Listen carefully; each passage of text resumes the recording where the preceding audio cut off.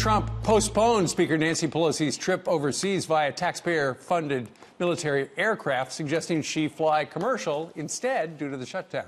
And our next guest agrees with the move, blasting these expensive trips on taxpayers' dime in a new op-ed. Tom Fitton, president of Judicial Watch, is here to break down the cost. Tom, good morning to you. Good morning.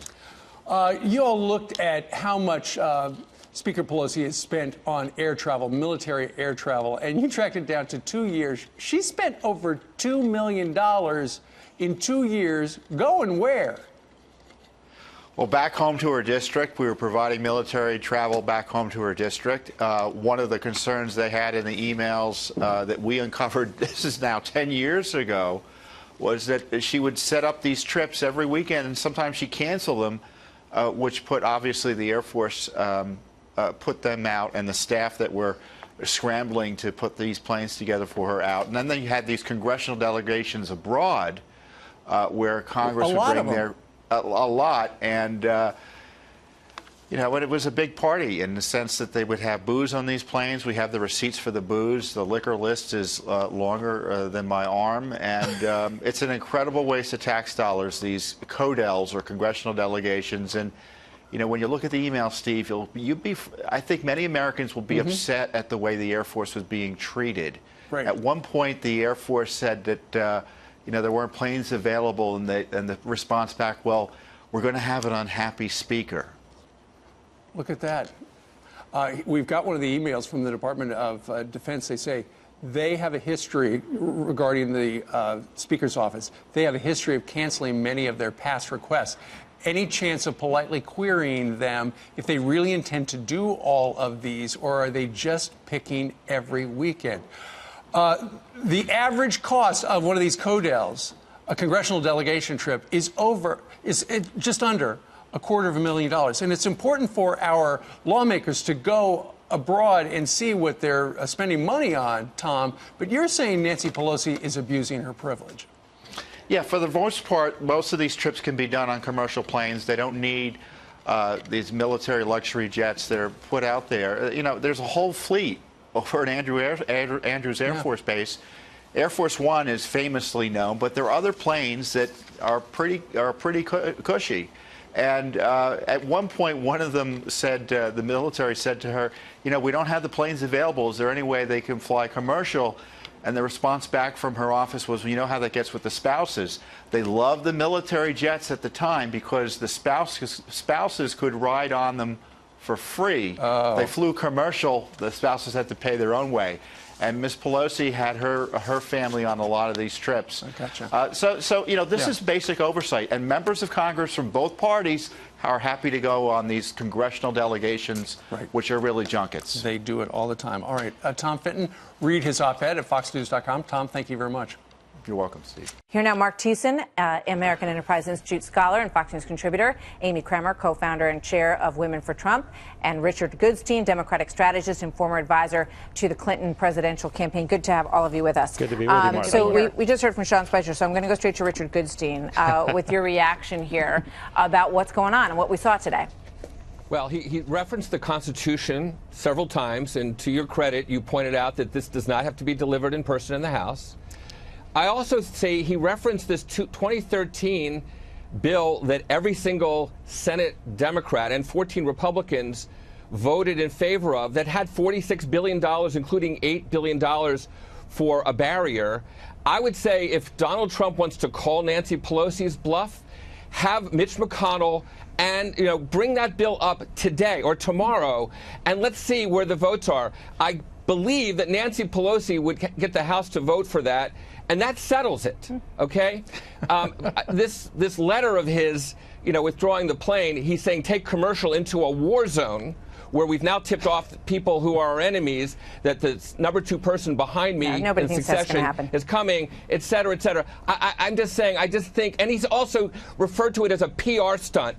That's what Donald Trump thinks a visit to the troops is. Isn't it a PR stunt to suggest that the State of the Union can't be done and that Secret Service and Homeland Security can't protect the Congress? Isn't that also the same? I would say that Nancy Pelosi, you know, we've canvassed some, but not every single agency, including Secret Service and so forth. Do I think there was some gamesmanship? Absolutely. Absolutely. Right. The president went abroad to Iraq during the shutdown. So the notion that somehow her being abroad, it was over the holidays, and we're at a different stage of this whole game now. The last time that he was there, she left. Thanks, Richard. All right, Mark, go. Yeah, so, I mean, it takes a lot of chutzpah for the Speaker of the House to send a letter to the President saying that because of the shutdown, we can't provide security for you for the State of the Union address, but she can get on a government plane and have all the security in the world that she needs to go to Afghanistan. I mean, you know, come on, give me a break.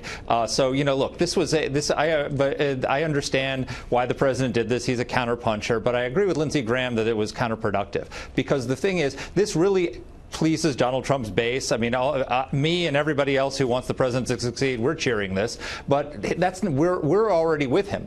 The people he needs to win over are persuadable people in the middle who are frustrated with the shutdown. And polls show 71% of Americans want both sides to compromise and come up with a deal. His job is to show that he's the adult in the room, that he's the one who's staying in the Oval Office, doing his job, offering to negotiate, offering to compromise, while they're pulling political stunts. And instead what he did was he got down and did a political stunt as well. It's counterproductive to what he's trying to accomplish. Amy, what do you think?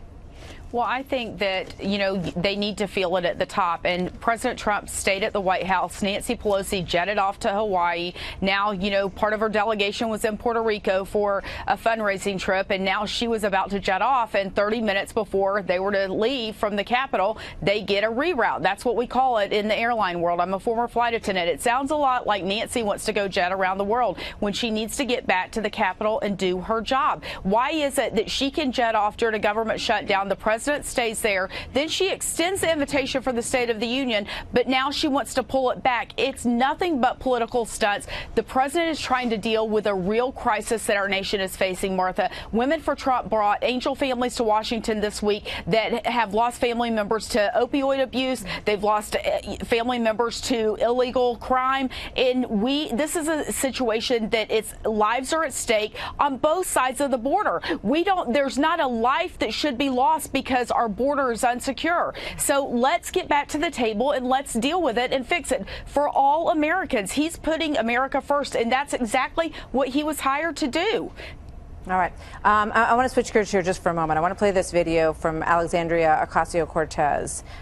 There's just interesting juxtaposition. Everybody who is getting attention these days is using the platform of Twitter and everything else to do it, and she seems to be mastering it for her party. Watch this. The truth of this shutdown is that it's actually not about a wall. It is not about the border, and it is certainly not about the well-being of everyday Americans. The truth is, this shutdown is about the erosion of American democracy. Richard Goodstein, I actually thought we were going to also show the one where she's teaching new members of Congress how to be more successful on social media and Twitter. But that obviously is her on the floor. Richard, is she an asset or a liability right now for your party, do you think? Well, it's funny. The right hasn't quite figured out how to try to knock her down to size. And there are people who are in the Democratic Party who are concerned that she's dragging things a little too far left. So far, she's got all these followers. She's figured out a way to connect with millennials. She has harnessed social media in a way that maybe even Donald Trump hasn't. And yet she hasn't really pulled policy. She talks a good game about the Green New Deal and 70% tax and so forth, but she's not yet moved the needle in terms of policy outcomes. So I would say actually she's kind of a mixed bag. She's very authentic, Richard, and she's making it difficult, I think, for some of these early candidates. You've got Kristen Gillibrand and Elizabeth Warren, and she's sucking all the oxygen out of the room for these people, Richard. Well, look, she's getting attention from the TV networks. Great. When we start having debates, when we start having real contests, there's going to be plenty of oxygen given to every single candidate. I don't think that Elizabeth Warren is complaining about what AOC is doing in terms of grabbing the headlines right now. Look, and again, she got 14,000 votes in her primary. Democrats got 23 million votes during the primaries. Hats off to her for getting all this attention. But let's keep in perspective what she does and doesn't, kind of control. We'll see. All right. Thank you all.